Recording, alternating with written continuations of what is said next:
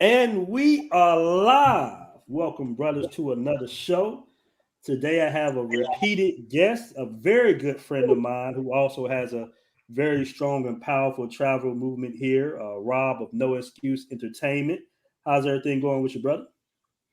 Oh man, pretty good, man. Pretty good. How about yourself?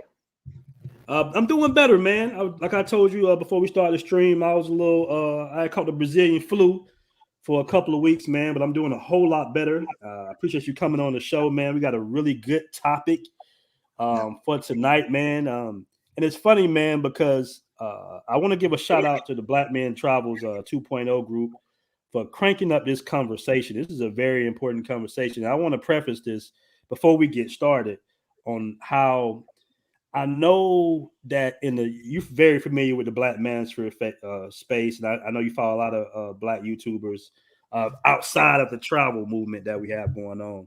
But what I see a lot in our conversations as Black men, it's just going back and forth with pretty much women and things that's going on in the matrix that we really don't have that much control over as far as our environment. And I think sometimes, man, guys get caught up in venting and not necessarily placing the blame, because it's good to kind of get out your frustrations when it comes to living in America, living under a system like America, this Western system that's not really conducive to, in my opinion, the Black family or really Black male success in a nutshell. But I think, our conversations of going back and forth with women and why women so messed up, and it's kind of like counterproductive. And True. what I want us to really realize that as men is, if you want a true society that's conducive for your success as a Black family, you have to control the environment. You have to control the major pillars of society, bro. And this is why this conversation is leading to this. Where is the Black man's paradise? Is it in Africa? Is it in South America? Is it the Caribbean? And I want to give a shout out to Neil Myers and the Black Men Travels 2.0 group for trying to bringing up that conversation. And this is the type of conversations that Black men really should be having, more so than going back and forth, kind of complaining, with the women. Because I'm gonna be honest with you, man, women don't really respect that. Like, they don't respect us going back and forth with them.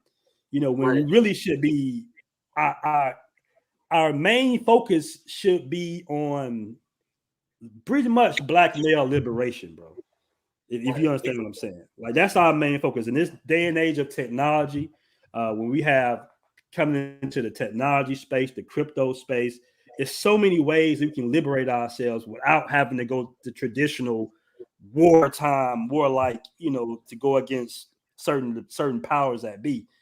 This is a very important conversation to have. This is a very masculine and man conversation to have, more so than going back and forth, going in circles with the dating aspects of America, which we really don't have that much control over. I didn't mean to go on that ramble, brother, but what you think about that, man? As far as Black men needing to have these conversations. Well, we definitely should. I mean, we should have purposeful conversations. We have different groups of men. Some are not thinking about living out the country, or some are not um, looking to marry or date. But there are men that want to live in another country. There are men that are thinking about legacy. There are men that are looking for, marriage or things of that nature. So we do have to talk about those things to cover all Black men. We just can't cover one section of Black men. So I think this is very important. And whether you're a person is interested or not, it's something that you're aware of, and something you can share with other brothers that may be interested. Most definitely. And you're a pretty well traveled guy, man. Just name some of the countries you've been to thus far.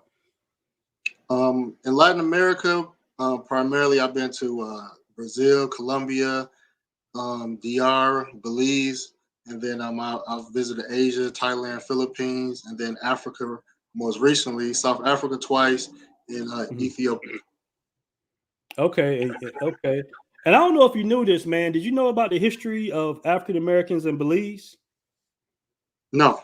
Mm-mm. Okay, so this is a very interesting fact.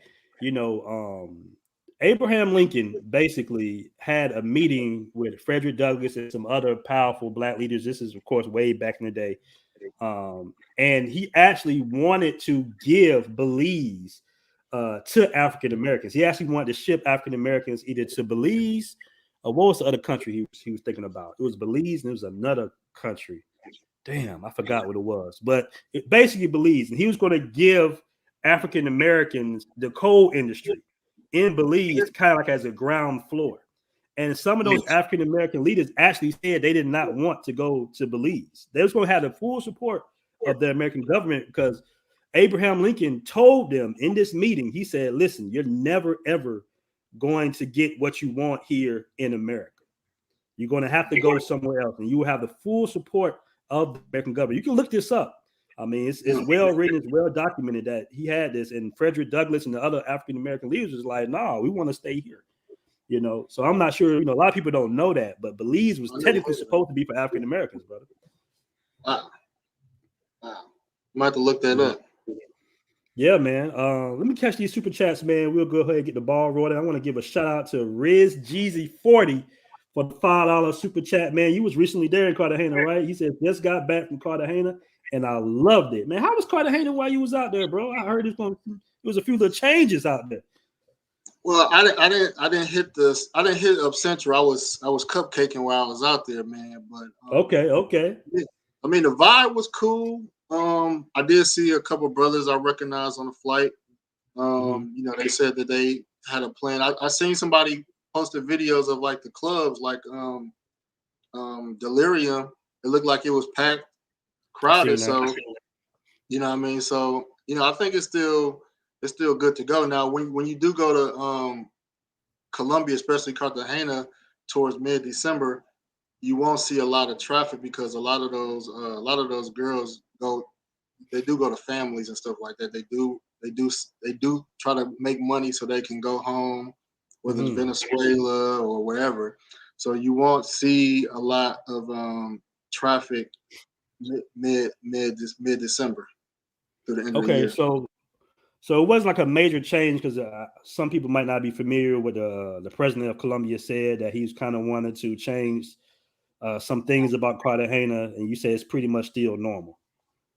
Yeah, I think it was just I don't want to say propaganda, but you know, it was just it definitely put people on alert. I should say that.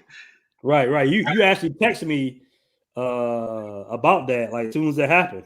Like, what's going on? And he was like, yeah, man. They making some changes to Cartagena. Shout out to Man Tomorrow for the $10 super chat. I really appreciate that, my brother. He says, too many avenues to take. Only work with those who are ready. Most dreamers will weigh down progress. I definitely agree with that. Shout out to Man Tomorrow, man. Big fan of the channel. OCGM with a $5 super chat. He says, I don't catch the channel much, but I have shared this channel with my older cousin. Keep up the great work, and brothers, make sure you super chat. I really appreciate that. OGCM. Now, bro, you know, you said you spent a lot of time in South America, and recently you've been in Africa. Now, you said some controversial things, you know, as far as, you know, doing a comparison to Africa and South America. But in the group, you was explaining that you feel like the best avenue would be to try to build somewhere in Africa. Is that what you was saying in that statement? Yeah, definitely. Mm-hmm. Now, why would you pick Africa over the Caribbean or South America? For building, I mean, there's a lot of factors. One, and I spoke with this on the briefly spoke with this on with O'Shea on his Kinganda channel about visas. So a lot of people don't talk about visas, and a lot of people don't talk about visas, and they don't talk about the bad situations that come from overstaying your visa, because most people want a tourist visa. So when you talk about doing business in another country and you don't want to be jammed, like, you know, a brother in Mexico was recently jammed for his documents, you want to have all your ducks in a row. Now, you have seen in DR, for example, there are men that set up on tourist visas, and you know, I mean, and have been able to kind of transition legally. But in general, you have to have a business visa to do business. You don't want to invest money in a country and then possibly um, can't sustain that visa because they find out you're making money and you're on a tourist visa and you get deported or something like that. So I ran into a situation. I had a business visa for Colombia pre-COVID. When it was time for me to renew my visa, you know, I had to explain how my business was doing or what happened. So COVID affected me. You know, they didn't care. I went to a different interviewer than I had before, and I went to the consulate in the United States, and I got denied to renew my visa. I'm like, yo, I done spent this money, you know, some money I was able to recoup, but I done invested in this country, and this man that don't look like me in front of me, interviewing me, scrutinizing me, because one of the things was I proposed a business, me teaching English. And he was like, well, do you speak Spanish? And I was like, I could speak basic Spanish. And so he was, you know, he was scrutinizing my ability to speak Spanish and scrutinizing my ability to teach English, even if I'm not strong in Spanish. My Spanish is decent, but I'm not fluent. So he was basically scrutinizing me, and I felt so little because this man in front of me, I don't know if he's scrutinizing me because of my skin color or not, but I felt like if I was in front of an African consulate that honestly wants us to bring knowledge to their country, I feel like if I was in front of an African consulate, I would have had a different result. I would have been more welcome and more it'd been more personal, you know. And so going through that experience, I was like, you know what, I'm not going to try to invest in Latin America no more. I'm going to invest in Africa because I feel like I'm more relatable. And when we get in front of those people, I know people in Africa and Ethiopia, they have met with the prime minister. They have met with the president. Even in other African countries, Black people have been able to sit at the table with these African leaders. You never hear about that in Colombia, you know. So so when it comes to things like that, and you know you need political leverage to accomplish certain things, Africa would be better suited. And there's enough African countries out there where we can use our natural language as well. So that's the first part visa. So that's the first part visa. So you want to investigate and look into getting a business visa because you want to start out. And so and the other thing is that there's visas where you can basically invest $100,000 or whatever the price for that country may be to get a business visa. Most of us can't. Most of us not investing 6 figures into a business. So if you want to invest, like maybe you can invest like 10 or 20,000. You want to be able to you want to be able to pick a business where you can take that risk until you can get like a permanent visa from getting the business visa. Okay, and what country would you think in particular? I know you mentioned Ethiopia, but what country you think in particular brothers can go maybe build at? We have to tackle industry, So I think in the chat I mentioned things like real estate, tech industry, farming, call center, or even transportation. So agriculture is a big demand for Africans, right? Historically, the Europeans that have farms, when the Europeans either got kicked out or displaced, they poisoned or destroyed the farms. They didn't really teach the Africans how to maintain the land. So there's a need for agriculture. And so, brothers into farming, which I ran across a few in groups, brothers interested in farming and things like that. I think any country in Africa will work because you could get the land, you could buy agricultural land, is yours, and there's a lot of opportunities. So that's pretty much nationwide. When you talk about, like, let's say tech, I've heard Rwanda was a growing tech hub. There may be other countries with tech hubs. Anybody that may be familiar with the tech industry, you could,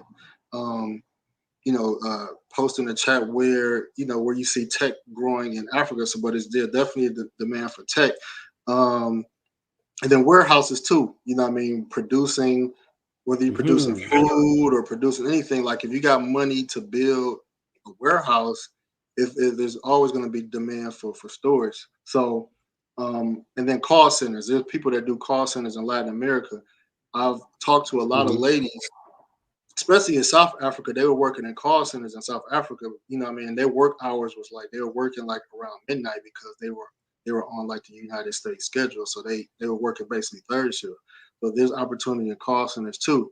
What I'm more interested and specialized in is real estate, because I've identified 4 countries that allow you to own real estate outright.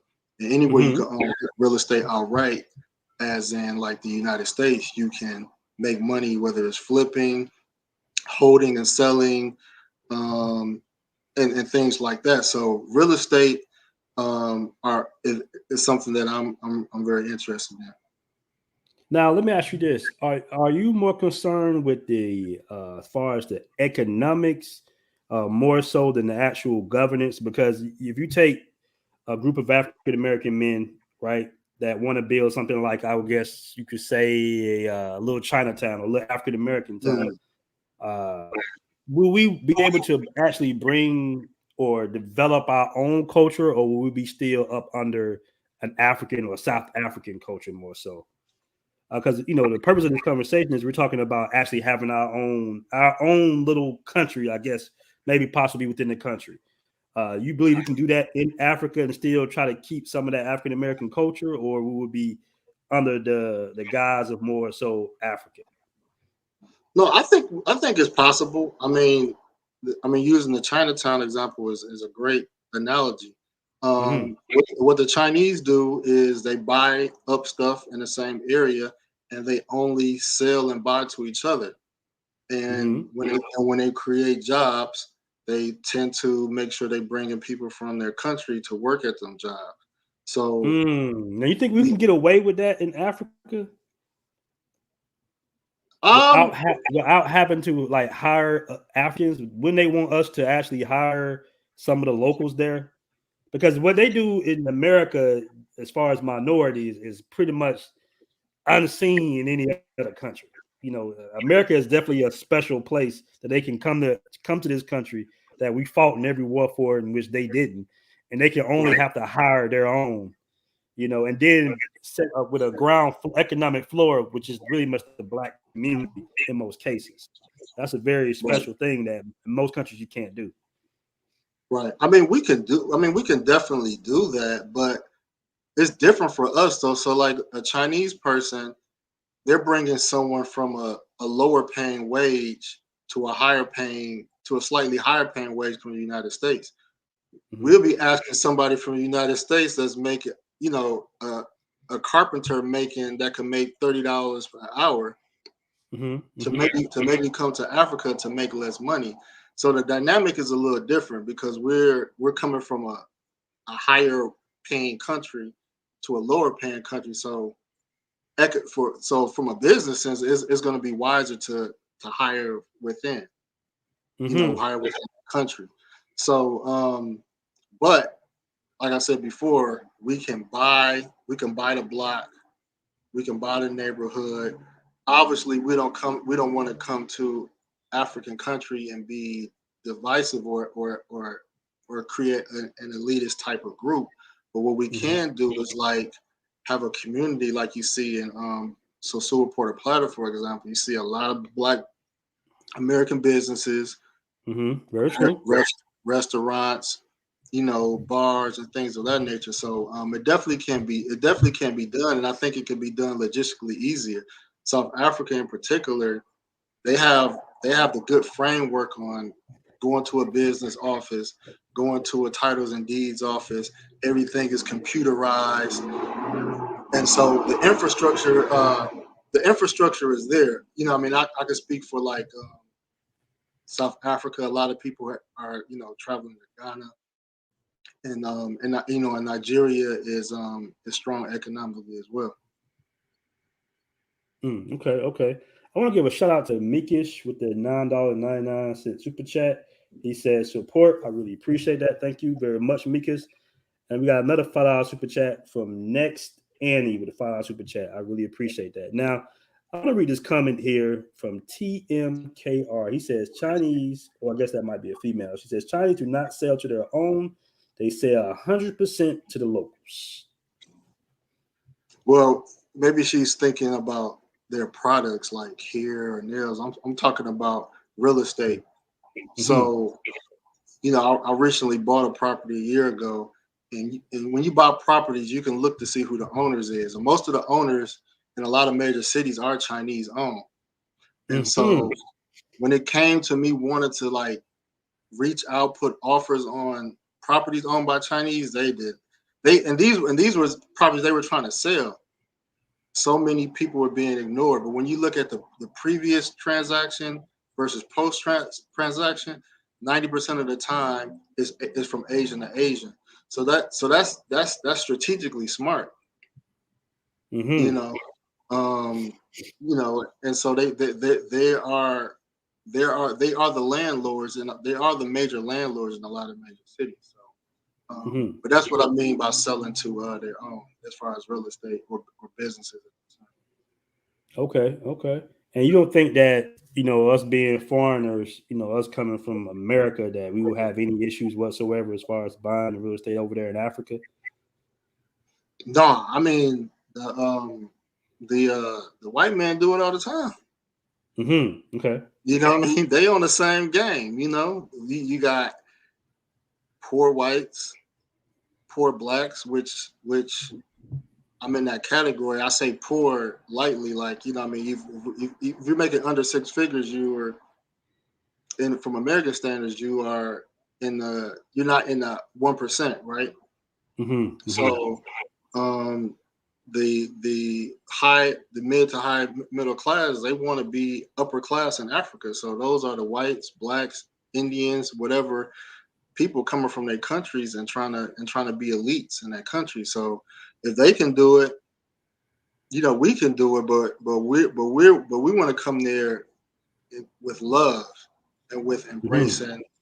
With embracing our black brothers and sisters. We're not trying to colonize and take over, things of that nature. We just want to have a refuge starting point and build from there. So would you say you're more so to assimilate into their culture, more so than having, the groundwork in our own culture or building our own culture there? It depends on the country. Some countries, it may not be a big culture difference. You may have some language barriers. I mean, obviously food. I mean, what makes our culture is food and music and the way we dress. So no, I mean, we are the dominant culture. We are the dominant culture. So more people are going to assimilate to our culture because it's respected, it's followed. We the dominant culture. We set the trend. So I don't think we have to assimilate. I think that we are what people want to aspire to be. You know what I mean? Black women around the world look up to black women in the United States. Black men around the world look up to black men in the United States. And it's not like we're better or anything like that, but it's out of respect. They respect our struggle and where we come. So I think that we will have our identity, and then people will take from that to whatever for their benefit. Okay. I want to catch a couple of comments real quick. I want to mention something from TMKR again. Maybe you can answer this. She says, anybody who tells you that you can go to Africa and not hire any locals is lying to you. Even the Chinese and Indians hire the locals. I don't think you was debating that, though. You said that we would probably have to more so hire the locals. Right. She probably made that before I made that statement. Okay, and shout out to my dude Xavier. What's going on, Xavier? He says, what about xenophobic attacks on foreign businesses in South Africa? I mean, people. You know what I'm going to put it to you. Some people throw out that xenophobia. I haven't seen it. I haven't seen any jealous, anti-American sentiments. I haven't seen it, nor really heard about it. And I think the more that we talk about it, the more you speak it into existence. So that's the least of my worries. That's the least of my worries. You know. So we can go to Africa when they can't come here, and we we don't really get side eye for that. Now Brazil, for example, I used to speak to people and they used to say, well, they didn't like the fact that we could come to Brazil, but they couldn't come to the United States. But and so there was some anti American or xenophobia in Brazil for a while before You know what? President. Being here, I do notice that when I have these conversations with, because English is getting out here now. A lot of people are, they learn English in the schools here, and I hear that a lot. I've been hearing that, man, I wish I can go to the United States. They won't let Brazilians into the United States. And when you think about it, you don't really run into a lot of Brazilians in the United States. No, you don't. So that's very true. That's very you would run into some Colombians, and some Dominicans and some other people from some South America, but you won't really run into Venezuelans and Brazilians like that in America, man. It's very strange. No, you won't. You know what I mean? It's out of our control. That's our governments that got them rules like that. But as far as xenophobia, I mean that's definitely not something that's not relevant right now. Okay. Hold on. I want to catch this chat real quick. Like we got a hold on. I want to catch this chat. Hold on. Muja Aji. I think that's how you pronounce it. He says, my bro, Black American culture is not a dominant culture on the continent. Don't make me laugh. Oh, I mean, you have West Africa, you have South Africa that has a talk show called Real Housewives of Durban, right? You have the Cardi B. You have a lot of women with the Cardi B fingernails. You know how she rocked the long fingernails. The way Black women wear their weave. And some of the and even some of the lingo that we use. You know what I mean? So we have a huge influence over the world. And I don't think it's a positive. It's positive at that. It's a positive thing, So, I mean, it is what it is. Rap, hip hop has opened up so many different genres, and in our style of dress as well. So, and sports, basketball is growing in Africa as well. So, we have a big influence. We have a big influence everywhere, not just Africa, but everywhere.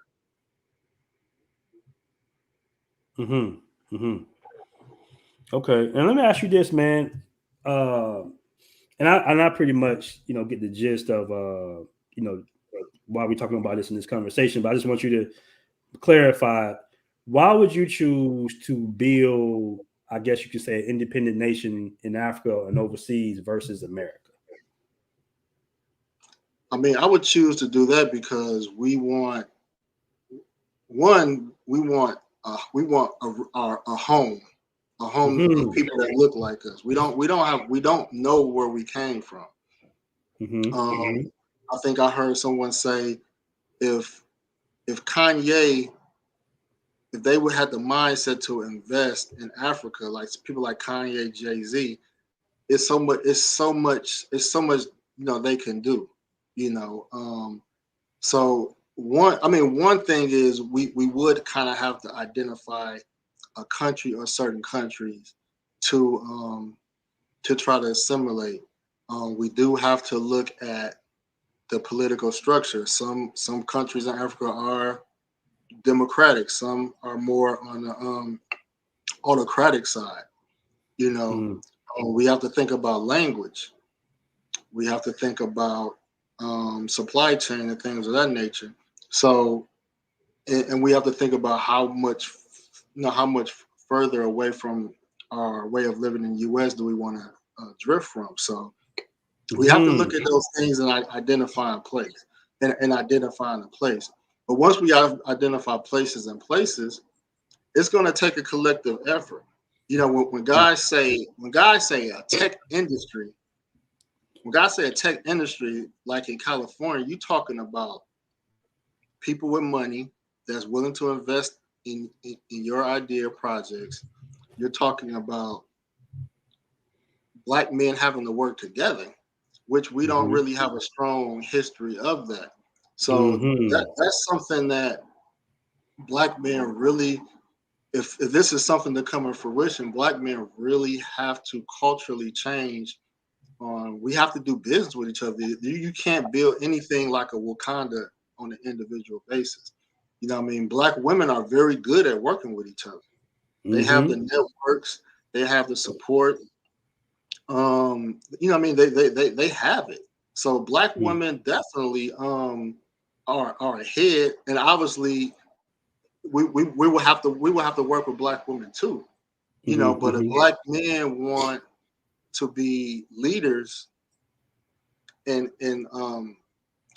pioneers, we have to work together. Because when you talk about the tech industry, you know, all them people from Facebook, Instagram, they all know each other. Either they went to school together, they done did some business together, they trust each other, and they trust each other because they have the right contracts and agreements to protect each other. So we have to, you know, starting with your channel, we have to start building groups. Like, who's our tech people? Who's our realtors? Who's our people we got a lot of truck drivers in the travel community. So we have to. I know people individually, but it'll be great if I organize all the people. You know what I mean? I know at least you know me and you know at least 100, maybe 50 to 100 content creators that's either known or up and coming. So we know all these people. At some point, we might have to sit down and start categorizing, grouping people, and say these are the brothers that we can put together and build from. So we could turn this from a conversation to actually something. But at least we're having a conversation now to kind of get the to get people to start thinking. And also we're gonna have to do conferences. When we do something like this, and I've seen some brothers do similar things. We have to have conferences. We have to have meetups in Africa. You know, so this is ground zero, but it's definitely potential there. I think, like you said, man, the most important thing is that we're having these conversations. We're changing the direction of, you know, the common conversations that most Black men, you know, are having, especially within the manosphere. It's time for us to try to move on. Like, the manosphere, for the most part, for years, was talking about the issues that we face within the so-called Black community. And one of the main issues that was identified was the fact that we don't control the major pillars of the communities that we live in. For the most part, we don't control the medical institutions. We don't control don't control the political institutions. You know, the fact that we can have outsiders come in our community and kind of mess with us with impunity within the justice system is a major problem. And we don't control any major industry. So it's very important that Black men kind of give the egos a rest, because I've tried to work with Black men, and I'm not saying that, you know, we all we got, so we got to continue to work with each other. But what I noticed, one of the main issues is the problem that we have is egos and sensitivity, man. You know, constructive criticism, you know, holding each other accountable, you know, without getting upset, without, you know, like destroying the whole system or movement or business because you made another brother feel a certain way because you tried to hold him accountable for sometimes his mistakes, man. And that's one of the biggest issues that I see that we face. And I'm not sure how we can get over that, but I believe traveling and getting outside the matrix helps us a lot, because language and culture is going to always bond you to where really you can't go too many and do business I mean, you can do business with, the locals and foreigners, but for the most part, man, nobody going to treat you as good as your own brother that has a similar culture as you. So that's one thing that I feel like when you travel outside, that language and that culture pretty much bonds us to where we have to work with each other, and that's the level of cooperation we need when we're kind of forced to work with each other. That was why we were so successful in the Black Wall Streets in America. We can do business outside of Black Wall Street, so we was forced to work with each other, and I think that's very important. But like I said. It can be difficult, you got to raise the egos. That's one of the biggest major problems. I want to give a quick shout out to Xavier Lancaster with the $5 super chat. Real quick, appreciate that, bro. I really appreciate that. And I'm gonna get to some of the comments because they going off in the comment section. But we're talking about group economics here, and you're making a lot of good, valid points. But I guess I'm kind of coming at this conversation more so in the political aspect of actually being able to control, control our media, control what comes in our actual communities as far as, nutritious food and stuff like that. What I want is for African Americans to have complete and total power and control of the communities, and, how can we do that? Because what you're speaking on is more so like, Chinatown more so. Even in Chinatown, in America, they really don't control. They control their community as far as the businesses within the community, and they even control some of the real estate. But if America wanted to kick them all out, they could. You see what I'm saying? If America just said, you know what, we don't want any Asians in our country no more because we're going to war with China. If they really wanted to, they can say, hey, y'all lose everything. We take everything from you. How do we stop that? How do we actually have political dominance? How do we have power? How do we get a landmass and say this is ours? If you come mess with us, we're gonna be on some North Korea stuff. We got one bootleg missile. You know what I'm saying? If you mess with us, if you even come over here playing with any type of propaganda with the the Western media, we're gonna act a fool. How do we do that? That's my question. I mean, it's kind of impossible, man, because it's like we're a minority. So if we come into Africa and to those who are in Africa that's watching this stream, we will come in with humility. We recognize we are guests in your country until we become citizens. So the United States can't kick Chinese out if they're citizens. They're citizens. They have the same power and freedoms as anyone else. The only difference is that they are maybe less than 5% in population. So population controls political narrative. So if you either in the majority of the population, where in the U.S. is white, or you have the majority of the money in the U.S., where the 1% is mostly white. What you have in South Africa is unique because politically, South Africa is majority black, so they have the voting power as being black. But most of the wealth is still with the white people from the apartheid, so they have a little bit of power too. So if you want to have the power that white people have in South Africa, you got to have the money. You know what I mean? So you got to have like our billionaires, our Jay-Z, our Kanye West, and other people. We have to have that wealth. If we're going to be the minority group, we got to have the wealth behind it. So and that's the only way. And the model is already in place with the white people in South Africa. I don't want to brand myself with those people because they are looked at as people that stole and robbed and profited and still have control. They came at it. Let's be honest. White people came at it at a totally different angle than we're trying to come at it. We're trying to come at it in the right, correct way by going over there and working with them. We're not trying to colonize, because I want to touch up on this comment by Google account. He says, this is starting to sound like Liberia 2.0. Y'all better remember what happened the last time y'all tried to oppress continental Africans. Now, I'm not sure if you know what you're talking about, but, African Americans, they did go to Liberia back in the day, and they enslaved the Africans, and it was a problem. Of course, they pretty much did what the Europeans did us in America. I don't know. I'm not sure if you're familiar with that. Are you familiar with what happened in Liberia with African Americans? Yeah. Yeah, but we're not talking about that. We're not trying to like go over there and colonize anybody like that. No, I get what you're saying. You want to see us have political leverage, Right, exactly. and as African Americans, which isn't wrong, but you have to present it in a way that is not offensive or is not trying to exploit or or denigrate the locals of that. You have in Ethiopia, you had Emperor Selassie that gave land to people from Jamaica, the Rastafarians.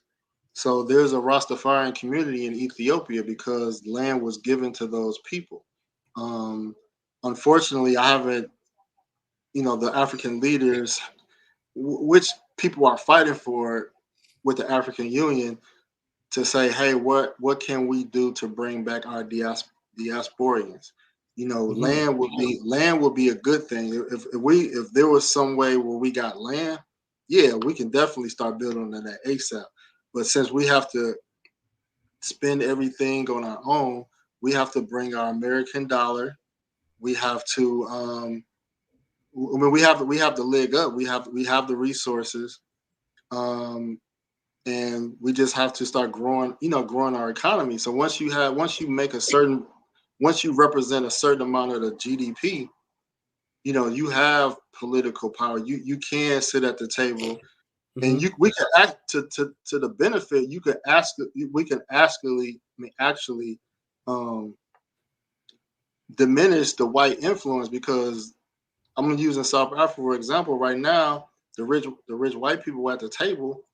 So they really, to a lot of extent, some of them African leaders, they have to kind of, conform to the wants of them. They kind of have to appease them. But if you got a group of black people that's just as wealthy as those white folks, then they gonna say, well, I'm gonna choose this side, because they're not out to they're not out to keep us oppressed.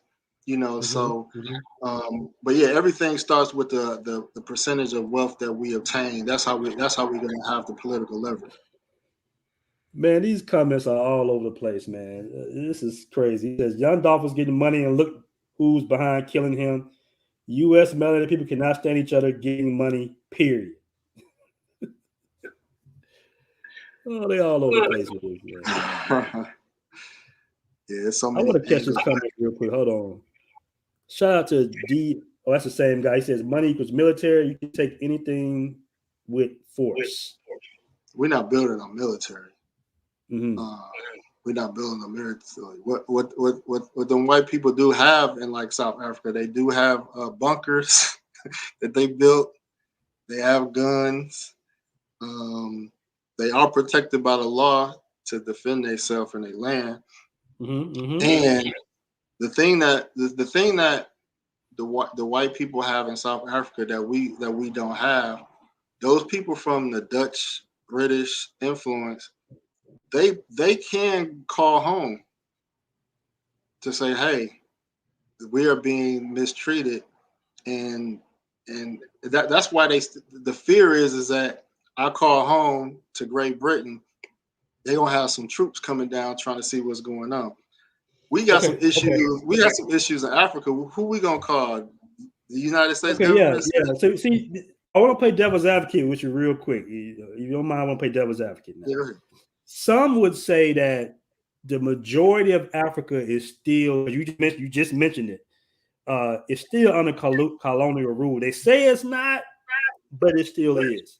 would African Americans have to go to the colonial powers? I mean, let's just keep it real. Like, we know that in the front, you will see mostly African and black faces, but behind them in South Africa and other places in Africa, African Americans would really have, if we're talking about trying to build industries, trying to buy large parcels of land, we're talking about probably hundreds of acres. Specifically for African Americans, we would have to actually deal with Europeans.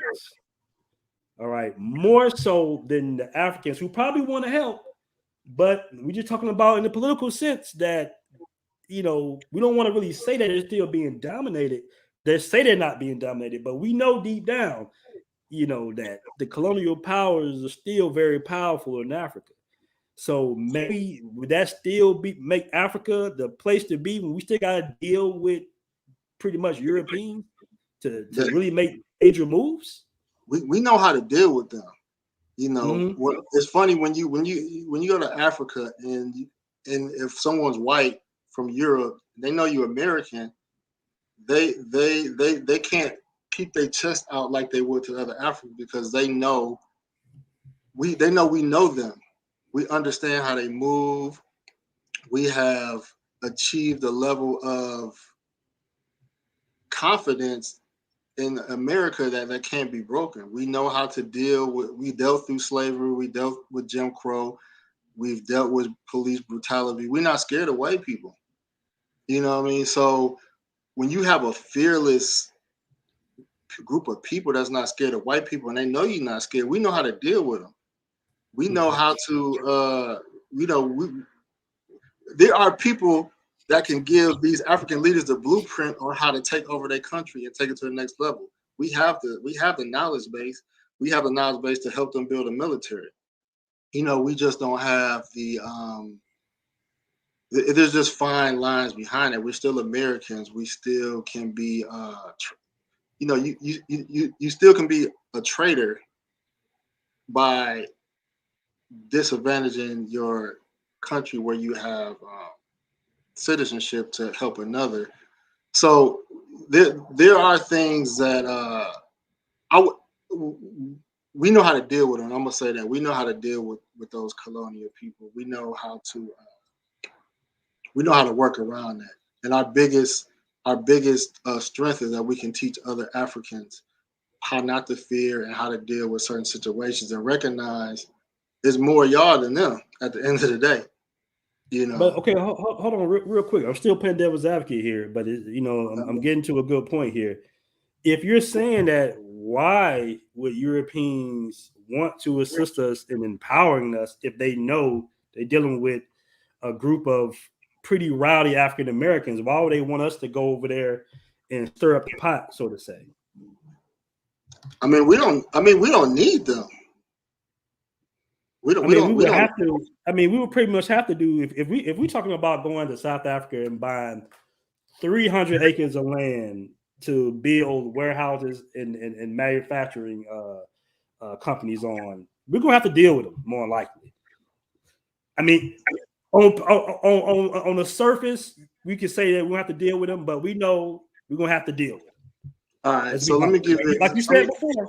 You said that if Britons have a problem, South Africans have a problem, they're gonna radio back to Britain or the Dutch, and they're gonna send them British soldiers down there. So if that's the case, we're basically saying that the Europeans still pretty much control the majority of Africa. Well, yeah, that's the assumption, right? Mm-hmm. We don't know if those people can make phone calls and it actually happen, right? Because those are the rejected people. Most of the people that colonized are the rejected people of their society, so they could probably care less. The U.S. already, with Afghanistan, showed that they're not trying to be waste money into these small conflicts that don't mean anything. But when you talk about buying land, so when I went to the deeds office in South Africa, I asked them, I said, what are the ways you could buy land? They said either through a public listing, or the government, each municipality owns land that's not registered. and so and which are reserved for development. So that's why I said the relationships with the politicians and city government is important, and the tribes. The tribes have their own land that's owned to them. So we could reach out to the king, to one of the kings in Zulu or Xhosa, and say, hey, we want land. We want to build some warehouses on your ancestral land. This is what we plan on doing. We can do that. Though a lot of those kings, they're not open to a white man saying, I want to buy some of your ancestral land, because a lot of the land that the white people have, they stole from the tribes. So and in other countries where it's not really a large white presence is even better. So far as buying real estate and stuff, we don't have to go through Europeans. They don't own. They may own some of the port cities, which is important. They may own a lot of land towards the port cities, but there's going to be ways around that. Mm-hmm. I guess what I'm trying to say is, you mentioned earlier when we first started this conversation that you was trying to get your business visa reinstated in Colombia, and you was dealing with somebody on the other side of the table that didn't look like you, and you felt like they were being pretty much prejudiced because you being African American. I guess what I'm trying to say is there any possibility that the same thing could happen in Africa, even though you might be sitting across the table of a person that looks like you, they might not have the power that you think they have, because they have to go possibly to somebody that doesn't look like either of you and get their final decision. If that's the case, what would be the difference between Africa and South America? I don't see that being the case. I mean, I don't see that being the case. Mm-hmm, mm-hmm. And like I said, you would have to look at country by country, but I think Black people from the diaspora are very welcome. Mm-hmm. We have to think about not recreating the wheel, right? So we have our Atlantas, we have our Houston, Texas. We had our Detroits back in the day. So what people did in Atlanta was that they have created a Black Hollywood to a certain extent with Tyler Perry Studios. So a lot more film is coming out of Atlanta. I've heard tech growing in Atlanta. So Atlanta has become a hub for Black people in the United States. And now you're hearing about the lady, I can't think of her name, but she's going to be running for governor again. And Stacey Abrams. Yeah, Stacey Abrams. And and then during the last Congress election, we picked up 2 seats in Georgia. So enough Black people have moved to Georgia to really have a political leverage. So if we want to emulate the models, you really think so? We picked up 2 blue seats in a red state that's been red all my life. I'm gonna be real. In my opinion, it's gonna always stay red, bro. It's Georgia, yeah, I mean, the former slave catching state. They created Georgia to catch slaves going from South Carolina to Florida for freedom, because Florida was a free state. They literally created a state, to catch slaves. That's what Georgia was created for. So I don't know. Like I've been gave up on Georgia. I know how racist Georgia can be outside of Atlanta. No, I agree with you. I don't think she's going to ever win. I think it's controlled opposition personally, because they know them white folk in Georgia are not going to vote for that lady. Yeah, that's just my opinion. She had it. It was close last time. It was close. But we got to. I'm gonna see if he want to come on. Maju Aji. He says BMT, the whites, yes, do still control Africa internationally, but nationally, no. Now, how does that make any sense if they control it internationally but don't control it nationally? Are you saying that they control it at a local level? Because if that's the case, we got some control and power in America at a local level, like we just mentioned, in Atlanta, Well, would you look at Atlanta from an economic standpoint, even political, would you look at that something that you would like to see us emulate in an African country? I think, Atlanta, man, definitely has this, what I like about Atlanta is black people do tend to work with each other. I tell guys all the time, if you have a black business, I tell guys, that might not be doing well in Houston or DC or California or something. I tell them all the time, man, you might want to go to Atlanta because we do tend to support because we grew up in all black neighborhoods where some of the businesses in those neighborhoods were black. And on top of, I've been in Atlanta at times in the courtroom and I seen the black judge throw out everybody's case. You know what I'm saying? I don't see any city in America doing that. That does showcase a level of power when the black judge can say, you know what, we've been through enough as black people. We're gonna throw out every case. And I've had cases thrown out several times in Atlanta. I don't think that would be done in any other city. I mean, I'm not sure, but I've literally walked in the courtroom in Atlanta and the judge, you can explain to them, they'll be like, hey, boom, it's out. Don't worry about it. So it's definitely a special city. Definitely a special city. As far as mimicking that overseas, I'm not sure. I'm not sure if that's we able to do that because I look at it more so as I want power. You know what I'm saying? I'm going after power. I'm going after real power. I want us to be able to actually create laws on the books for the area that we decide to build in. That's where I'm going. And the first thing I'm gonna do, is I'm gonna outlaw all Western media, and I'm gonna outlaw all wigs and all weaves. I'm gonna have a special police force of females that go around making sure that the women have their real hair, straight up. It's probably going to create a black market for wigs and weaves, but I don't even care. I'm not allowing that automatically off rip.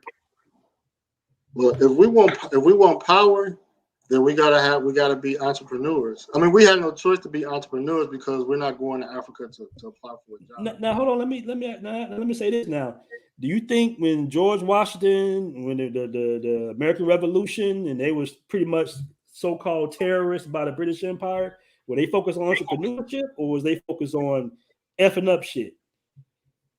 Well, they was focusing on taking remember, over. The first thing they did was they destroyed the tea industry. They were considered to be terrorists. That's the first thing they did was they actually destroyed British industries here in America. That's the first thing they did. The Boston Tea Party. Right. They were fed up with the royal government in Britain. They was fed up to their rule, so they were rebelling, and that was part of the rebellion that was going on at the time. See, you trying to do it the right way, and I feel you, but I feel like doing it the right way I feel like it's gonna be some type of slight, you know what I'm saying? Like I want to I feel like your process is the right way to go about it on paper. But I know these folks, man. Like you say, we know how these folks kind of work. It seems like anytime African Americans try to establish themselves and be independent outside of what they feel like it should be, especially in concerning Black men, it's like it's going to be issues. And what I'm doing is I'm trying to prepare us for the issues. Like I'm already saying, like, hey man, we're going to have to be a little aggressive off the rip and say, hey, we don't care what y'all say. We're going to just do it anyway. And if for us to do that, we're going to have some type of, military, somewhat of, military agency or power, in layman terms. I'm trying to codify it the best I can, but I anticipate issues whether we be in Africa, whether we be in South America, whether we be in the Caribbean. I anticipate coming up with certain issues, and I want us to prepare for that off rip. And I'm saying this, at first, it might not even be a European or a white face on the roadblocks. It might be a black face on the roadblocks. That's probably what's going to be. I can't see how you could come into a foreign country and call shots when with a group of, let's say, Black entrepreneurs with 1,000 entrepreneurs. You know, I don't see how you can just come in. I mean, the Chinese come in. I mean, they have agreements with these governments, and you hear about Chinese people shooting Africans coming on a property or not allowing them to eat in a restaurant. I mean, that's not the type of. I don't want to brand us. I wouldn't want to brand us in that fashion. But like I said before, if we have the know-how to talk to people, to talk to leaders, to teach them how to Rob, control their country. I kind of feel, not to interrupt you, brother, but I kind of feel like you on the Martin Luther King and I'm on the Malcolm X. we coming from a powerless society. Here, man. I think you need both angles here. Listen, excuse me, I'm all about maybe creating some type of agency, you know, of that are going to anticipate issues. That's what I'm thinking about. You know. But what right do we have to do that? Though I hear what you're saying, though. Even if you want to use the analogy you use, people from England coming to the North America to discover new land, and then they decided to rebel against, Britain. That's not possible today. We can't go to an African country with a handful of people, because you got to remember they came with guns when the Native Americans didn't have any weapons. You know what I mean? It was a total. Okay. So let me ask you this: what are you gonna do if you say, "Hey, I got Jay-Z back, and I got Kanye, I got P. Diddy, we got $3 billion, and we want to buy this parcel of South Africa land, 400 acres. We got the money," and a South African tells you, "Oh man, I appreciate that." They might even take some of the money. You know how political process is, and they say, "Hey, guess what? We're not going to be able to say that, man, brother. We sorry. I know we took $300 million from you, but as a down payment, but we're going to keep that. But we're not going to be able to save the land." Then what you going to do? Well, Well, every country is not doesn't have the. No, listen. Every country doesn't have the checks. Doesn't have the checks and balances like that. Like, you can't do that in every country. Like, I'm keep using South Africa as an example, but they have the government in place where if you I went to the deeds office and I said, "What can y'all do about white people buying up all the land and then selling it at a higher price?" He like it's an open market. If somebody willing to sell something and they buy it, we can't control those transactions legally. Now, South Africa said that. Yeah, it's the same process in the U.S. See, you can't. And don't you see that being a problem? Because we can't go to Europe and do that. We can't go to Japan and suddenly do that. They'll stop that in a heartbeat. Because they don't have the law. They don't have laws where you can buy land. Like South Africa has laws where a foreigner can buy land. Shouldn't Africa have laws like that then? Most of them do. Everybody else do. Most of them do. Like I said, there's only 4 countries in Africa that let you buy land the way we buy land in the U.S. outright. The other African countries, they do leases. They do 99-year leases. So that's why most people go to those countries to do farming and stuff like that, because real estate investment not really advantageous. So, like I said, it's 4 countries where you can have the laws protect you in your investments, which is South Africa, Namibia, Botswana, and to a certain extent Zimbabwe. So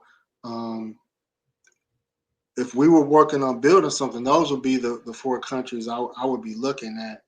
Not Ghana, not necessarily West Africa. They just don't have the laws and infrastructure to protect us legally. So I get what you're saying. We have the legal protections in those countries, and the difference between, and the reason why you have the Venezuelans of the world or the other countries of the world is that when the United States and these European countries, they look at your constitution. They look at your laws. So like if they're noticing that people's rights are not being upheld by the laws, they're going to look at you as a corrupt government. And at some point, they're not going to respect your government. So countries like South Africa in other countries, they need that respect from the international community. So they're going to have laws, enforce them, and protect your rights. Mm-hmm. Mm-hmm. I want to read this comment real quick by Google account. He says, "Bro, South Africa is literally the worst example to use. They are dominated by whites, but Botswana or Zimbabwe is entirely owned by the local black people." The worst example in what way? I have to speak of the countries that have the laws in place, whether white people were dominated or not. Post apartheid, they have a political system that the international community, respects. So, and then also recreating a wheel. I used Atlanta for example because Atlanta people built on Atlanta to what it is today. We have framework in South Africa. We have the sororities and fraternities. We have people. We have Americans that have businesses out there. There are the social networks. There are the institutions in place to build on. Going to a country that doesn't have anything where we got to start from scratch, that's just backwards thinking. There's more people moving to Atlanta than they're moving to, let's say, Idaho. I mean, people are going to build on what's already built for them. So we have to. That's how you have to build. And so, like I said, countries like South Africa, Ghana are countries where people have did the trial and error already, and we could build on top of that. A lot of brothers, women, the black. If any women are on here, black women and black men think differently on where they want to live when it comes to Africa. A lot of black men are more interested in Eastern Africa, Southern Africa. A lot of black women tend to trend towards West Africa. So, and there's reasons behind that. But I bring that up because we have to, when we talk about building something, not necessarily like of Atlanta, we have to think about, are we trying to build with the brothers? Are we trying to build with our American sisters as well? Mm-hmm. They're gonna be mad at me. They're trying to build with me because I'm gonna have rules and regulations. Real. Hey man, we've been at this for about an hour or so, man. You ready to bring some guys on the conversation? Oh, definitely. Okay, it's cool. We got one in the background already in the back room.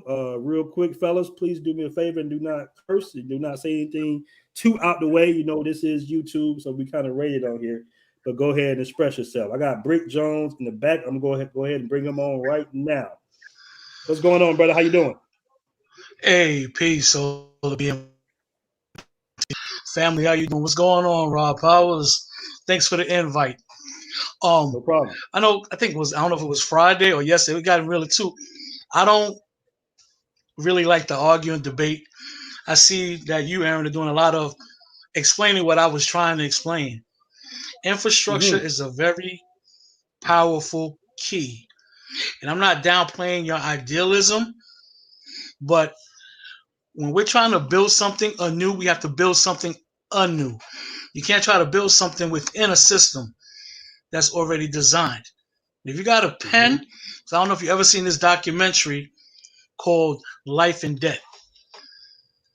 I suggest you watch that documentary to get a better understanding of what's needed.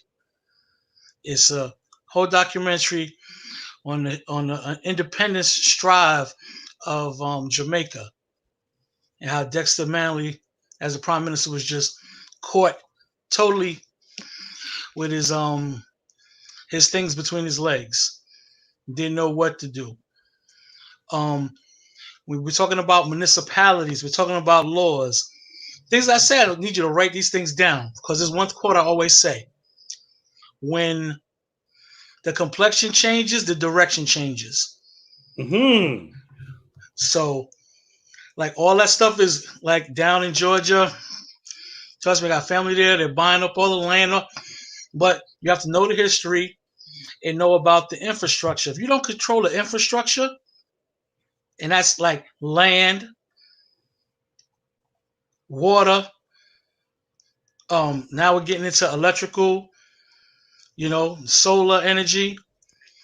Is going to be real difficult. And thinking that just because someone is your skin color, it's not going to work like that. Like right now with the whole big reparations thing, there's a lot of non-ADOS people that are jumping in and fighting about a reparations deal that they're not included in. What makes you think that you as an immigrant going in another country that they can just all of a sudden open the doors with you? Because we're American, because we're cultured. And one thing I heard you reference a lot, you reference celebrities. Stop doing that. Do the research and find real business people. All that money that you think Kanye or Jay-Z got is backed by white people. And he's not going to turn his back on them as well. And I'm a person that's traveled enough and been behind back closed doors and see how it operates.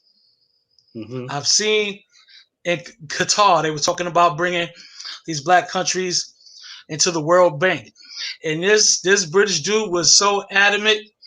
I mean, racism just spewing. He's like, no, if they're coming in, they're going to come in and do things the way we're doing it. Because he didn't want them coming in with no leverage trying to change things the way that they do, which is establish their power. So you're talking about all these new technologies. Like I said, I know all about infrastructure. I'm a voice and data infrastructure engineer. Actually, I mean, you read the post. You see all that stuff I don't say any of that to be bragging, but I know what it entails to get done. And we got to stop bringing in what's called entrepreneurs. That's just some new hustle. You're selling something.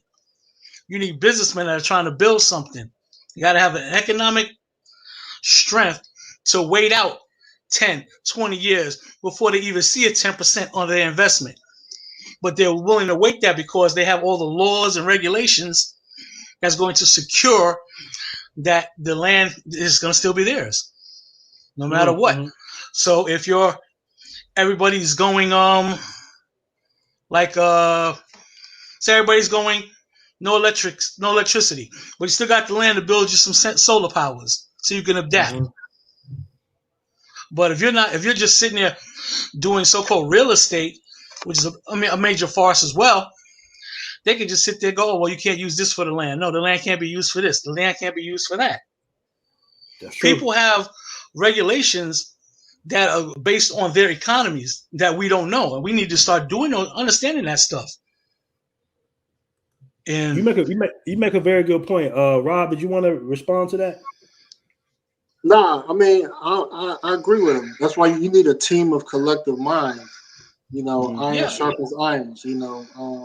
What I'm an expert in, there's also things that I may not be an expert in. So you need a team, and that's why you need black brothers to work in. So I quote Neely Fuller all the time. I don't never say I'm an expert.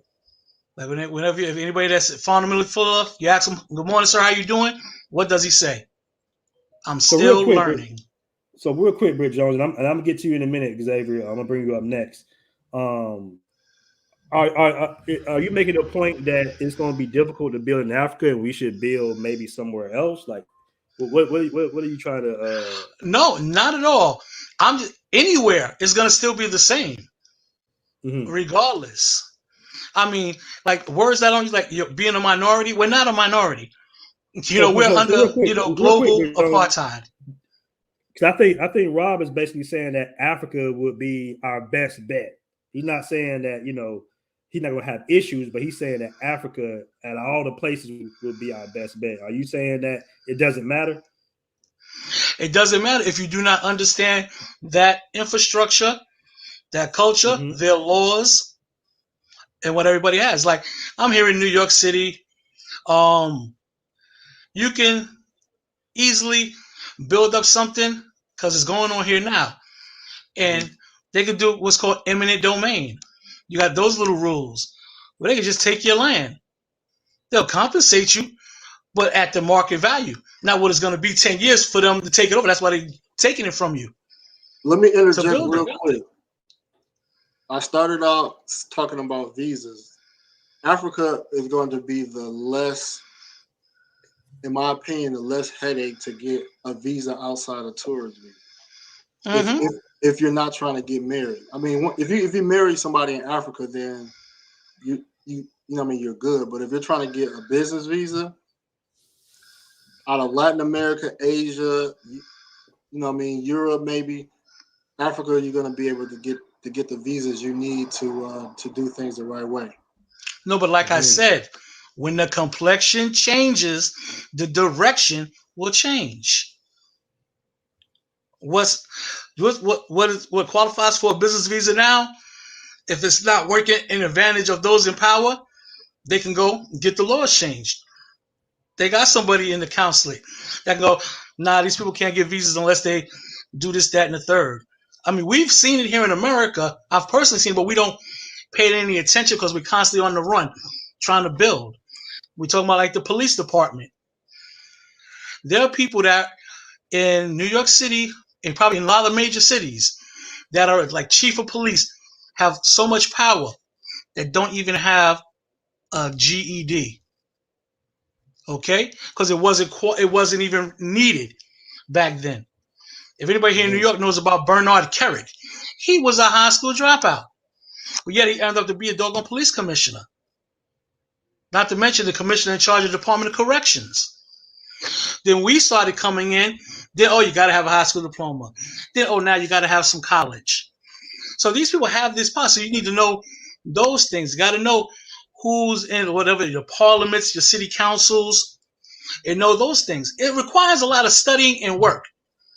And we can't afford to be fighting all the time. We got to learn how to build, and get everything done. That's what, like on my trips to Brazil, that's all I do now is just build slowly. Get the CPF. See what's going on. Get my SUS. See what's going on. So I can live a decent life without worrying about it. Like somebody in the group, I need to do research on, somebody got a retiree visa. I don't know if it was in our group or the BMO group. I was like, whoa, I never heard of that. And the dude is like, not even, he might be 30, if that. So things like that, we got to have legal. We got to have people that know, not just money. A fool and his money will soon depart. Yeah. You know what I mean? I was mentioning that earlier. Let me touch up on Xavier. Xavier, you there? Yeah, can you hear me? Is there a lot of background noise? That's a little bit, but you're good, man. How's everything going? Okay, you sound a little digitized, but I was listening to the other brother speaking. That's why I'm asking, is it good? I don't know if it's on my end. That's why I was asking. Can y'all hear me? No, you good. Okay. Interesting topic, and I'm glad, like you said before, thank you for bringing up the topic. Thank you for bringing up this discussion. I remember the comment in the group when somebody did mention that. And I've always been an advocate of Black people, us developing Wall Street, a Black Wall Street outside of, the matrix, as you call it. And we lost you a little bit. With the concept of, okay, anything here? You good now? All right. So I'm also with the concept of the brother talked speak of in South Africa, and I'm also with the concept that you're talking. I honestly think there's several groups that need to be established, similar to how what the Jews have done. But again, we're coming from different circumstances, right? We came up from slavery. So I do think we need to have one that lobby political factions in Africa for us to establish our own. Like we should have at the African Union, there should be an African American seat at the table. There should be. hands down. Why? Because we don't have a country. Let's just be honest about that. So we should actually advocate to have our own seat at the table with these different, in the African Union delegate and perhaps in the UN. Is that far from being done? It may seem far impossible. Malcolm X was pushing such an issue. So I honestly think it could be done. Black Wall Streets could be done all over the world. We can have enclaves, and it could be done. There are brothers that are working on getting the seat at the table with the diaspora. I do know 2 people that have nonprofits in Ethiopia right now. That is something that people currently are working on. So, but I'm glad you brought that up. And given the fact that that's going to be done, that's going to give us that power or that respect or that support. And then we have to have a team of brothers that's going to lobby different politicians. For instance, the Jews do it all the time. They lobby somebody up in office in New York or in these cities that are super red. That are blue. They lobby somebody in office and they get a bill passed for Israel all the time for them to continue doing what they do. The minute this person don't pass a bill in the favor of these groups of people, guess what? They don't support this guy anymore. They castigate this guy. I mean, we're talking about, these are people that started off by, hey, they only go to Jewish doctors. They only go to Jewish dentists. They only shop at Jewish stores. Are we willing to do that once we have this diaspora set up? When we're in Brazil or when we're in the DR, are we only willing to eat at flip-flops? Are we only willing to eat at or patronize Cardell Beasley store? Are we willing to do that? That way we can circulate our dollar in the diaspora or while we are outside these countries. Are we willing to do that? So these are the things, and they get, that's what you call being on code. So they're on code. The minute they hear a word like, and there's several different Jewish factions. You got the Sephardics, you got the Hebrews, you got different ones, right? You got the Goldbergs, but they get on code. When they hear things like anti-Semitic, they all stop doing business with you. They all stop supporting you. They all make sure they give you the bad name in their newspapers, the bad press, and things of that nature. So we as Black people, yes, there's different Black people from different parts of America, New York, this, people in the South talk like this, people in the West Coast say hella this or hella that. But yet we need to, when we hear white supremacy or anti-Black racism, we all need to get on code. And the thing is, I mean, it's like, are we willing to do that? So outside the matrix, we have a better chance of doing that. We have a better chance of getting together and supporting each other's businesses, because it would be easy for us because we know exactly who we're dealing with. Mm-hmm. And we will be forced to. Let's keep it a buck. We will be forced to deal with each other. I'll say this: when you talk about DR, the flip-flops of the world, even Sweet Georgia and Medellin, we support Black businesses. I have a percentage more out the country than I see in the United States. You know, so I do see us supporting each other internationally. I can agree with that. I can definitely agree with that, man. And I think that's cool. Honestly, like the important word is on code. We're not on code. And do that discussion when you see I posting on Facebook, that's me being on code. A lot of important things. I told you to call me. I don't want to be on this. I mean, this platform is beautiful for us to get together and build, but the important information, I need to talk to you one-on-one in your ear, not getting on Braston and Bowden, because these people watch this stuff. We have to be on code. We have to have a mission. We have to be dedicated to it and be on code. They're not coming on the internet yelling at people. I seen somebody that swore he was a diehard Nearly Fuller fan, call some show. Well, Nearly Fuller said, it's just yelling. I'm like, well, bro, you never even listened to him. If you're doing what you're doing, that means you weren't listening to him, none whatsoever. And there's not a lot of style with what needs to be done. It's rather corny and it's rather square. But we have to stick to that for the end result. And a lot of us want to attain the fruits of our labor. But this type of thing, we might not necessarily get to enjoy the fruits of our labor. But we got to be willing to lay that seed so that our seeds and those that come behind us can. Exactly. Exactly. I honestly think we're at an advantage point right now, given the fact that, I mean, think about it. Like growing up in New York City 20 years ago, if you was to be like, "Yo, I met a group of brothers that's traveling the world," where on the internet, they'd be like, "What? You meeting people on the internet?" Now it's like this is the only way brothers can unite, stay in touch, stay together. Groups like BMT, for brothers to actually even have the discussion and set the foundation globally to say, hey, let's get together and let's get into this real estate. Let's buy this condo. Let's buy this villa. Let's go to South Africa and do this. Let's do this in Brazil. Let's do this over here. I live in Eastern Europe, and in Eastern Europe, you can easily attain a visa as well. Any American, as an American, you open up a business. Because from my experience, they only see you as an American. When they see that American passport, it holds power. So they say, hey, the American can open up a business. Once you open up a business anywhere, Romania, Bulgaria, Ukraine, once you, Georgia, not the state of Georgia, but the country of Georgia, you can open up a business. And once you open up a business, they'll give you a commercial or a business visa right away. So you can attain visas in several different countries by establishing or opening up a business as an American citizen. That's so good to know, Javi. Real quick, Xavier. So, are you saying that we should build a Wakanda in Eastern Europe? What I'm saying is we should have a Black Wall Street globally. There's in Romania, there's several different African coffee shops in the same area in Bucharest, Romania.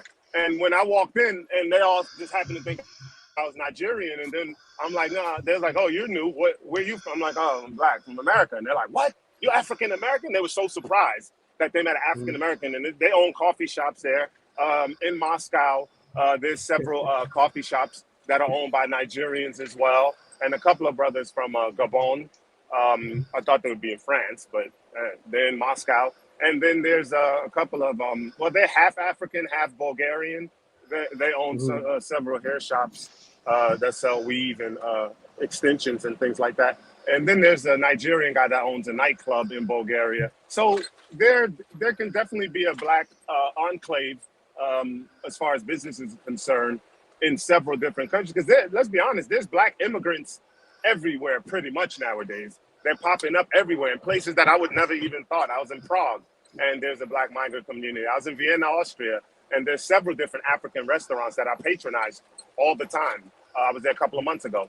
And mind you, they don't bother you for your vaccine card either. So yeah, we can have Black Wall Streets everywhere, whether it's comprised of African Americans, which I would rather see that more than, and then you would have also African ones that exist. So yeah, we can have, like you said, if there's a Chinatown everywhere, there can be a Black Wall Street type of setup everywhere. So BMT gonna have white women wearing dashikis over there in Eastern Europe. Well, several females already doing that. they thought they more African than me. I'm like, what? I was about to say they doing it already. Wakanda and some guy said GC says Wakanda in Russia. Nah, we everywhere, brother. So there's a Lumumba University in Moscow. That's where Dr. John Henry Clark, that's where Angela Davis, when all the Black Panthers had warrants in America, they all ran to what was then socialist Russia, communist, whatever. And there's the Lumumba University there. Now it's called Friendship University. It's named after Patrice Lumumba, obviously. Now it's called Friendship University. That's where you'll see nothing but foreigners, mostly Africans in Moscow, Russia. You can Google it if you want. And when I went over there, I was like, wow. That's why I went to get my hair braided, of course. I get my hair braided. I know one of these African girls going to hook me up. Just don't yank the hair out my head. But anyway, so yeah, there's a large, quite group, and it's 4 brothers that are pilots, 4 Nigerian brothers that I know in Moscow. They're pilots, and another one is he sells airplanes and helicopters. That's what he does. He's a helicopter. He sells it for a private company in Russia. So I'm like, wow, So yeah, there's Africans around. And Russia has, and I discovered this in Ethiopia. Russia has some of the most black artifacts from early, 4 AD. And I don't want to get too far off, but Russia was in line with the Ethiopian Orthodox Church, so they have a lot. You'll see a lot of black Jesuses in Russia. You'll see a lot of black religious figures in Russia. So I know a lot of us were introduced to Russian American as being like, this white Aryan type of, culture, but they do have a lot of black history, and they have preserved a lot of their black history and influence. So I wouldn't look at it as Wakanda, but it makes sense what you're saying as far as the black establishments that you've seen in Russia.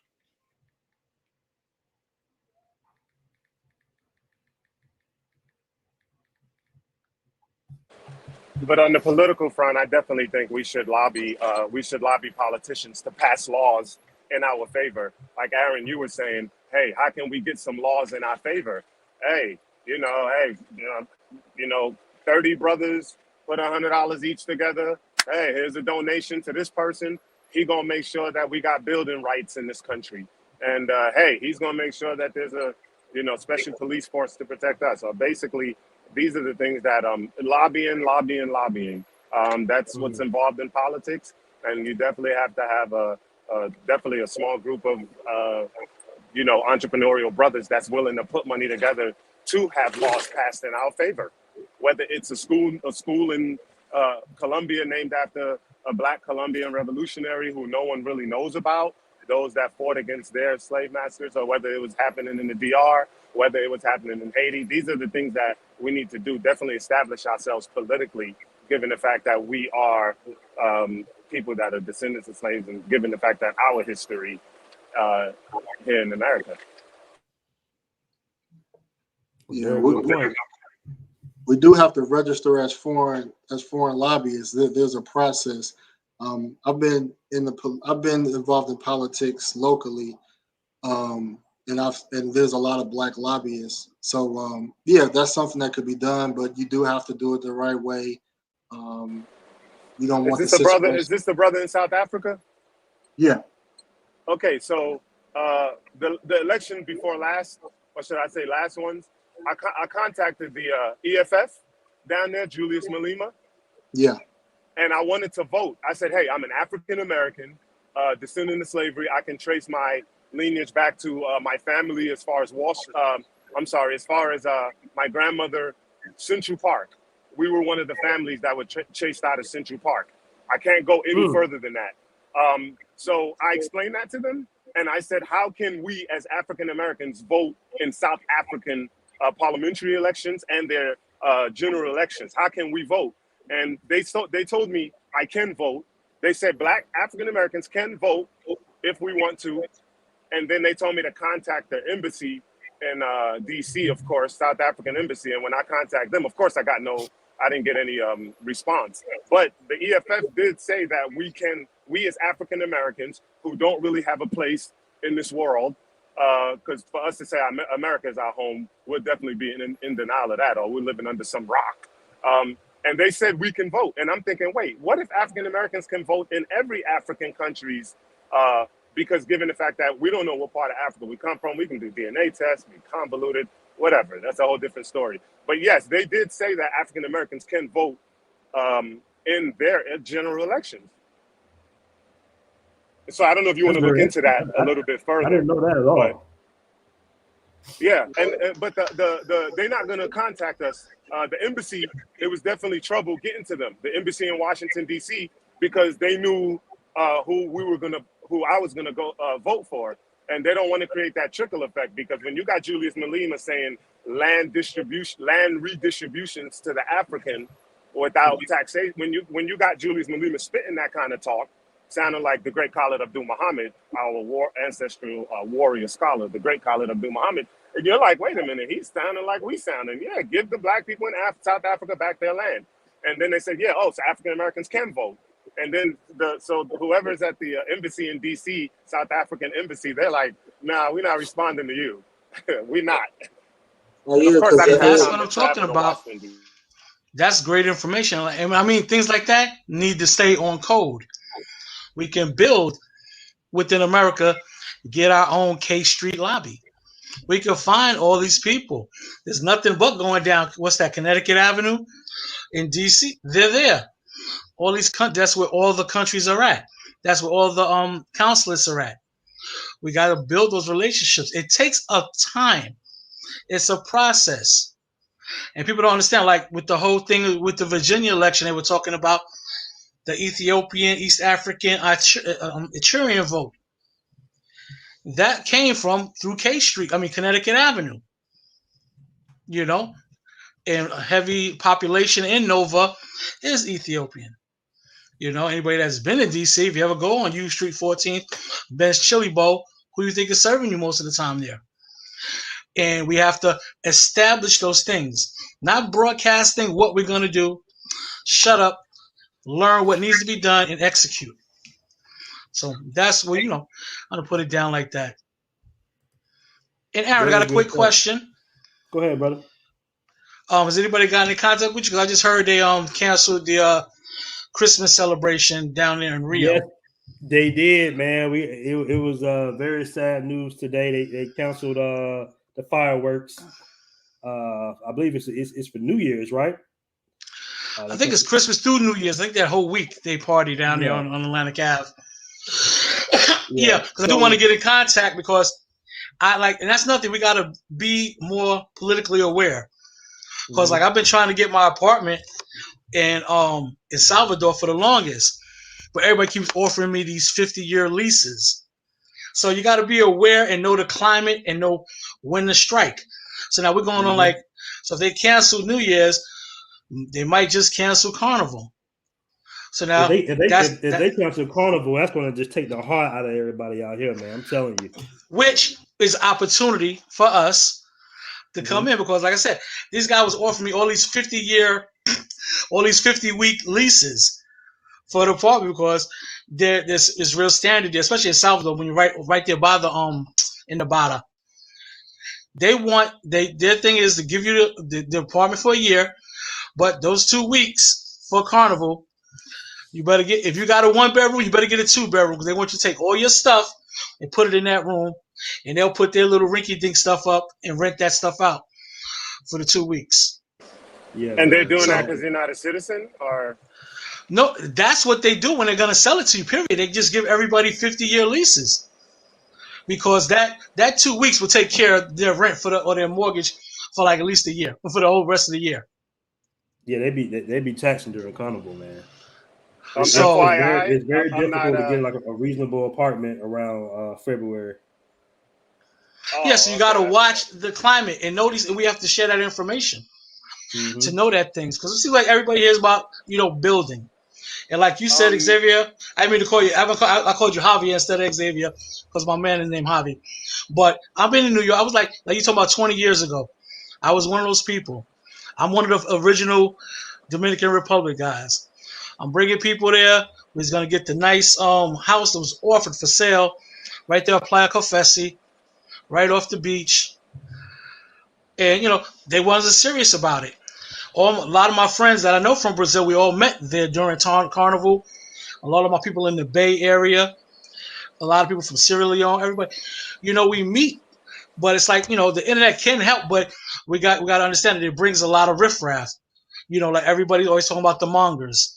Everybody try to do business, but everybody wants to just get monger questions. You don't want to be disrespectful to them, but it's like, there's more things to do here, around here. You can travel all over the world. I remember my man Zoe, he was like, everybody keep asking about mongering in Thailand. I'm posing, taking pictures with a tiger. That's exciting to me. He was out there in Tanzania, taking pictures with the turtles on the turtle farms, things like that. But everybody wants to see the late night thirst. It's like, come on, yo. There's other different things that we can do. He'd be doing. I mean, what I'm saying? I was going to say something about that, but prior to that, I was going to say I'm not promoting anybody to do this, to promote this type of behavior, but I'm saying do this responsibly. The fastest way to get a Brazilian passport is if you have a baby in Brazil after 6 months, you and the person you had the baby with in Brazil will get a Brazilian passport, or is eligible for a Brazilian passport. I've done my research for a lot of countries on how to easily obtain their passport, so you don't have issues about buying land. You don't have issues when it comes to like purchasing. So a lot of places is definitely not that difficult. I'm not saying everybody run around and make babies now. I'm not saying be a bunch But that's of what I'm saying. We got to baby be on makers. code. This is something. Remember, yo, I don't know how many. I'm You're on right. the We got to be on Streamlab. code. We might have to get some We Brazilian got to baby be on mamas up on code this like that. We all know each other, so we can reach out. Yo, let's have a talk. Right. Because Right. I know another way of obtaining passports too. But I'm not saying nothing here. You know, because I'm about being on code. Right. You know, and so you can't give it to people that's just trying to hustle and just live it. Serious business-minded people that want to build something. That's what you share it with. You know, it's not to keep people out, but some people got just different agendas. You know, Good me, point. Very, like I'm gonna put very good my point, man. apartment that I want. I'm gonna put it in my background from now on. I just sit there on the terrace and relax. I like being able to walk to the beach. Got a cab stand, so I don't need a cab. Got a big major supermarket. Got a pharmacy. Everything I need to go, I can get to, and things Good like point. that. It's good living, and that's what it's about. People want to live good.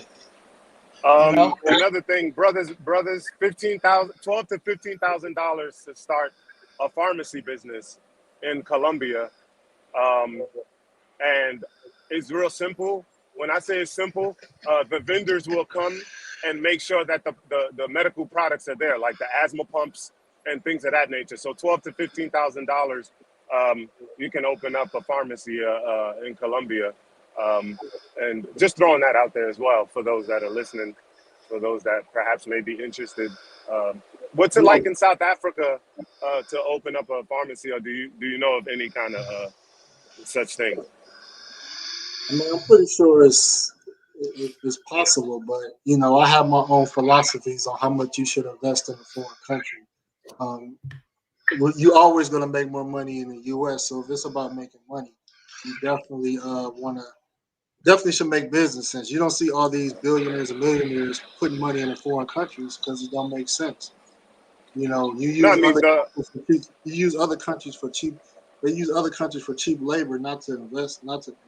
So we have to be. It has to be a purpose. I thought about the pharmacy and business because most of my business investments have been in Colombia, but I'm not going to invest 200,000 in Colombia when I can invest 200,000 in the U.S. You know, but that's a That's a good point, Rob. That's a good point. That's a very good point. no, I do, but I think it's a lot of times we gotta do the math, and like I said, we gotta meet together and talk economically, because like I don't think dollars a lot of times. I think percentage. So if your ROI somewhere will be 50 to 60%, but you wanna spend it in America and get 20%, you gotta at 20% on your investment. What is that going to do for your cost of living and expenses versus where you're at and abroad? So it's little things like that we have to understand that there's a big American imperialistic mindset that we as Americans have. Yeah, When and we you got to think about break even too. Like I hear people talk about spending 200 or 300,000 on a villa in DR or a nice condo in Medellin, but they're buying it over market value because that person selling a 300,000 condo is renting it for $200 a month. That don't make any sense. A $200,000 condo in the U.S. is renting for maybe $1,000 plus or minus $200 each month. So if they're renting it for cheap, that has to tell you that the value is not what it is. And so That's not true. It depends on the country and its cost of living. Let me finish this though. Go ahead. So if you spend $200,000 or $300,000 on a condo, and let's just say you're renting it, how long is it going to take you to break even in that country versus breaking even in the U.S.? I could break even on $200,000 in the U.S. renting maybe in less than 10 years. It'll take me my whole life to break even in Colombia renting at $200 a month. You know what I mean? So I think I that's mean, what I well, think about. to be fair, Rob, most people would probably put their property on Airbnb and they could probably get $200 every couple of days. Right. But I'm just saying hypothetically, if you were thinking about renting, some people. No, but I'm talking it's about definitely understand a the case lane by that we're case in. basis. It's a case by case basis. Yeah.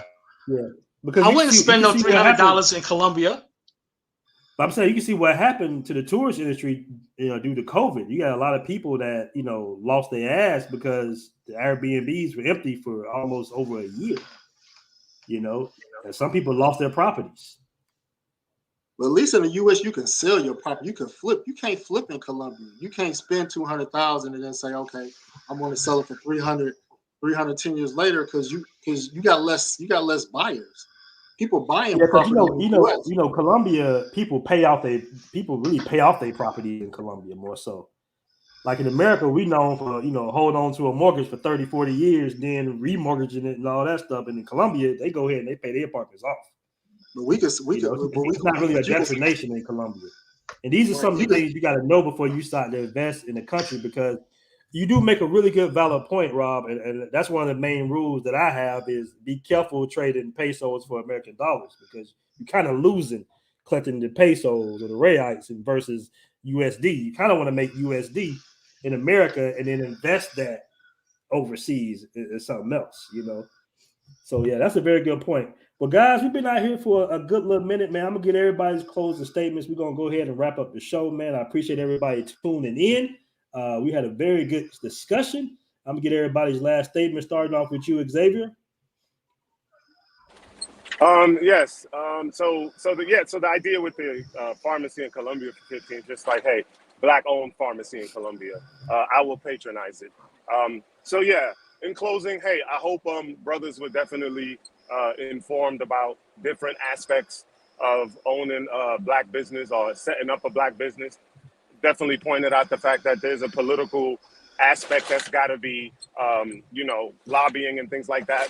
It's got to have a responsibility in that. If we're willing to move forward as a unit, if we're willing to move forward as Black people, if we're going to put Black empowerment at the front of the discourse when you're talking about traveling abroad and patronizing Black businesses, I hope people were informed about South Africa, well informed about the points that Aaron brought about how, hey, if somebody comes shut down our business, who do we have to back us? The U.S.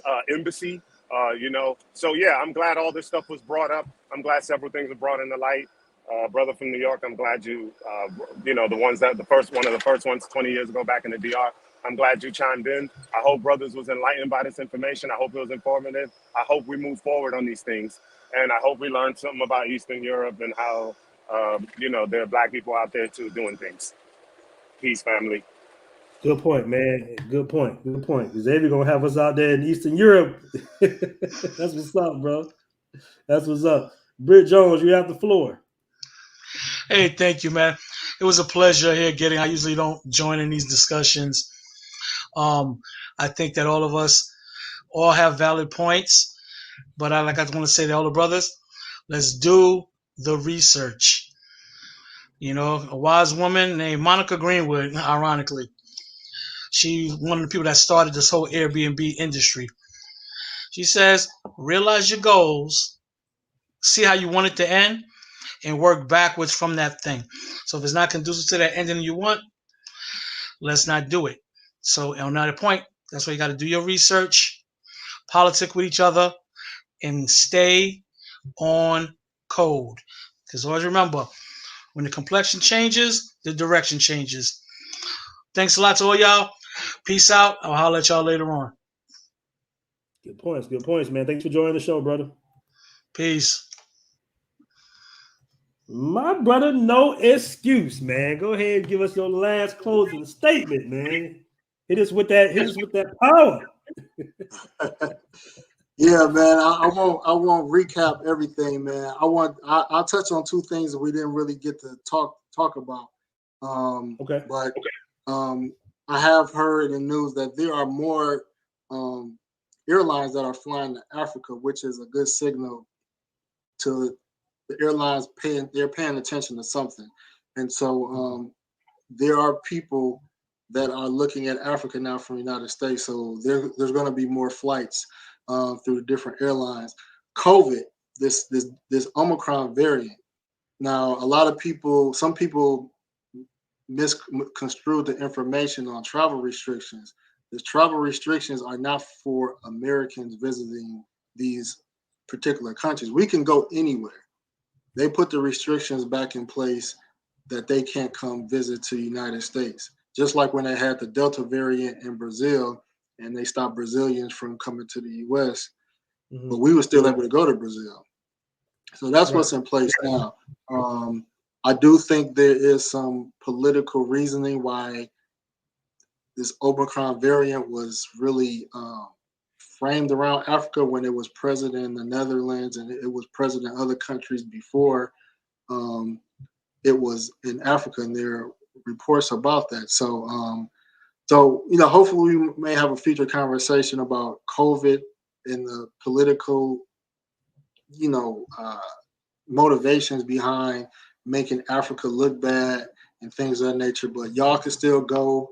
You just might have to worry about if your employers say, if you go to this country, we want you to quarantine. So you might have to see what's going to happen when you come back, but you can go to those countries with no problem and come back home. It's just dealing with the employers and if the State Department might have any requirements when you come back. But you can go and come back as you please. Good point, man. Good point. Well, bro, once again, a classic show. Appreciate you coming on here, man, and, dropping all those gems on us. Appreciate you coming on, bro. Till next time, man. We definitely going to do another show soon. All right, cool, man. Peace. Peace. All right. Well, fellas, once again, man, I appreciate you guys joining the show. We had a really good conversation tonight. We got a few aspects from, different brothers in the group. Everybody kind of had what they had to say as far as what countries they decided they might think that it might be the best to build in. We got our brother out there in Eastern Europe, Xavier. We got another brother who's really keen on Brazil. And, of course, we got Rob of No Excuse Entertainment talking about as far as South Africa. But I will say this, I know that as a group of men, Black men, African-American men for the most part, and brothers in the diaspora, and brothers in Colombia and in Brazil, and even in Africa, man, I know that in a political sense, we want to do things the right way. But you have to look at the history of the world and be very realistic that sometimes the right way might not be the way you need to actually accomplish substantial amounts of power. It's a possibility. I just want you to get this in your wheelhouse a little bit, what I'm saying here, fellas, that we might have to become a very aggressive group of men. All right. Those men that left Eastern Europe in the 14 and 1500s, those men were ruthless. I'm not saying we have to be ruthless, but we have to kind of anticipate that, because on a level of coming to power, it's some stuff that's going to go on that you might not be able to, read a book about. It's certain things that happen. You have to take certain action. And I'm going to be honest with you. I'm going to say a statement that a lot of Black men are not going to be familiar with. What white men are very familiar with, what Asian men are very familiar with. And it's called blood in sand. It's called countrymen.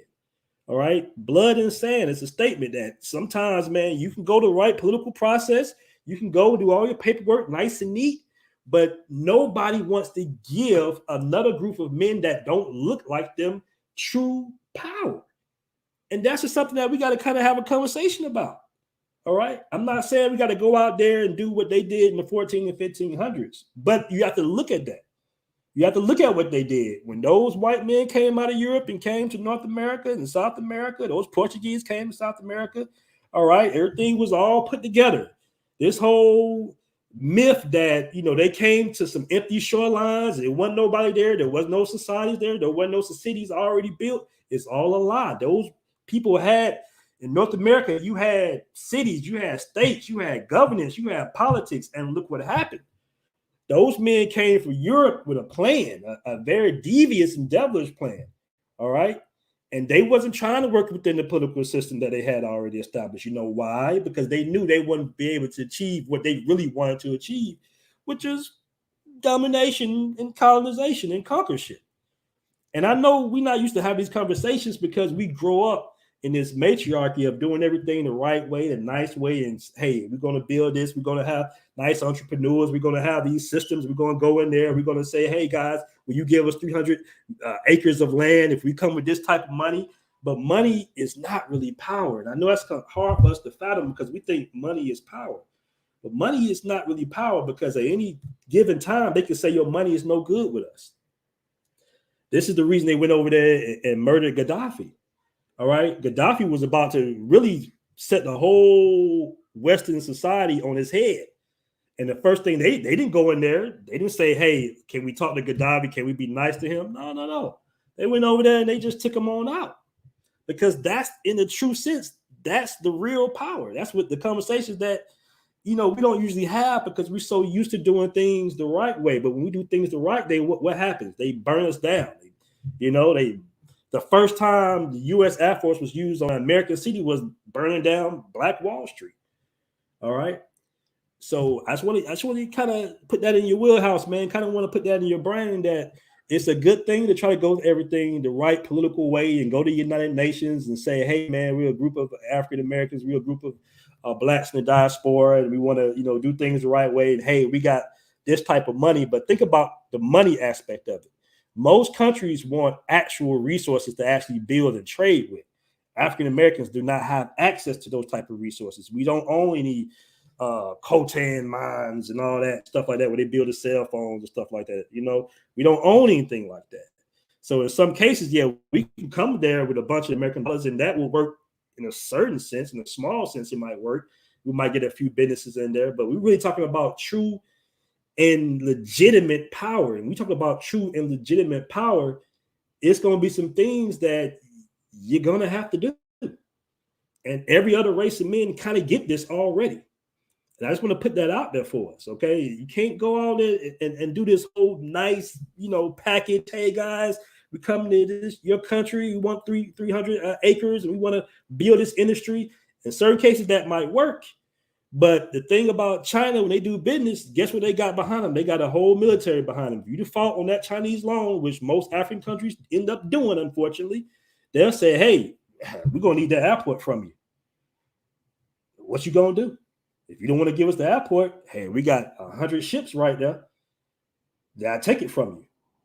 We got to understand leverage. This world is about leverage. It's not all about money. It's not all about paperwork. It's all not about being nice and smiles and everything. It's about some blood and sand at some point. And we have to understand that. As a group of men, we're going to have to become extremely aggressive if we really want true power. I'm going to leave that with that. You can read into that as far as you want to read into it. But we might have to be an extremely aggressive group of men. The reason I say that is because we don't really have any resources to really trade with. And guess who else didn't have any resources to trade with when they left Europe 500-600 years ago? Guess who else didn't have any resources? Guess who else can offer anybody anything but maybe a few weapons here and there? You already know. So guys, that's my little spiel today, man. Appreciate you guys joining me. Till next time. Peace.